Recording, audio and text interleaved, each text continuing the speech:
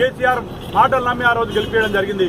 కానీ ఈ రోజు అధికారంలోకి వచ్చిన తర్వాత ఈ రోజు ఇచ్చిన మాటలన్నీ కూడా ఈ రోజు తుంగలో దొక్కి ఈ రోజు మొత్తం అవినీతి ప్రాజెక్టులు ఈ రోజు ప్రాజెక్టుల రూపంలో అవినీతి ఈ రోజు ముందుకు తీసుకురావడం జరుగుతుంది. అయ్యా ఈ రోజు చెప్తా ఉన్నాం, మీరు చేసింది ఏంది? ఈ రోజు ప్రాజెక్టులు గత రాజశేఖర రెడ్డి ప్రభుత్వం ఉన్నప్పుడు ఆ రోజు ప్రాజెక్టులన్నీ కూడా ప్రారంభించడం జరిగింది.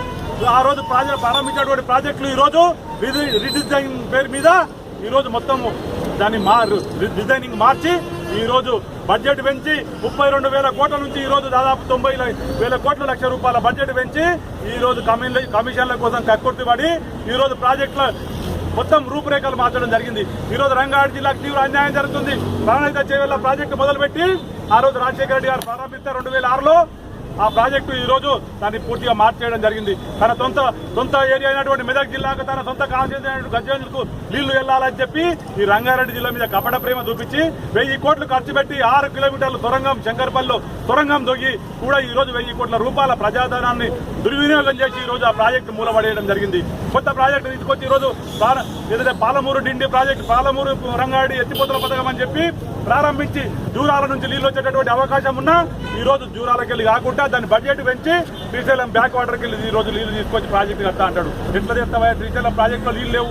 ఈ రోజు శ్రీశైలంలో కృష్ణానది ఈ రోజు అక్కడ ఉన్నటువంటి పర్యాటక ప్రాంతానికి నీళ్లు లేవు. ఈ రోజు అక్కడికి వెళ్ళి ఈ రోజు రంగారెడ్డి జిల్లాకు నీళ్లు ఇస్తానని చెప్పి కళ్ళబొల్లి మాటలు చెప్తున్నాడు.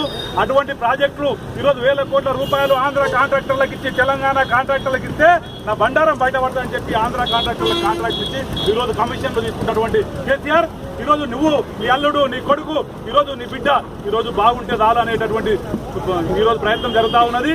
దాన్ని ఎండగట్టి ఈ రోజు నాగంజారెడ్డి గారు, ఆచార్య గారు ఈ రోజు ప్రాజెక్టులలో మోసం జరుగుతుందని చెప్పి కోర్టుకెళ్లి ఈ రోజు న్యాయపరంగా పోరాటం చేస్తే వాళ్ళ మీద దాడి చేసినావు. ఖబర్దార్, రాబోయే రోజులలో బీజేపీ కార్యకర్త గాని నాయకుని గాని ఎవరిని వేలెత్తి చూపించినా నీ ఖబర్దార్ నేను వేలు ఇచ్చేస్తాం, నేను పుట్టగతులు లేకుండా చేస్తామని చెప్పి చేస్తా ఉన్నాం. తెలంగాణ రాష్ట్రం కోసం ఆ రోజు నీతోటి కలిసి పోరాటం చేసినాం. తెలంగాణ రాష్ట్రాన్ని సాధించినాం. బీజేపీ కేంద్రంలో అధికారంలో ఉంది.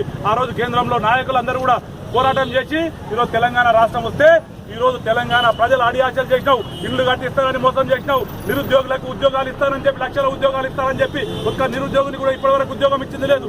ఈ రోజు ఎవరైతే తెలంగాణ ద్రోహులు ఉన్నారో, తెలంగాణ వ్యతిరేకులు ఉన్నారో వాళ్ళందరినీ కూడా ఈ రోజు నీ హక్కును చేర్చుకొని తెలంగాణ కోసం పోరాటం చేసినటువంటి వాళ్ళ మీద దాడులు చేయడం ఈ రోజు నీచమైన చర్య అని చెప్పి హెచ్చరిస్తూ రాబోయే రోజుల్లో తీవ్ర పరిణామాలు ఉంటాయి. భారతీయ జనతా పార్టీ వైపు కన్నెత్తి చూసినా అని చెప్పి హెచ్చరిస్తూ రాబోయే రోజుల్లో మనమందరం కూడా దీన్ని ఎదిరించాల్సిన అవసరం ఉందని కోరుకుంటూ నాకు అవకాశం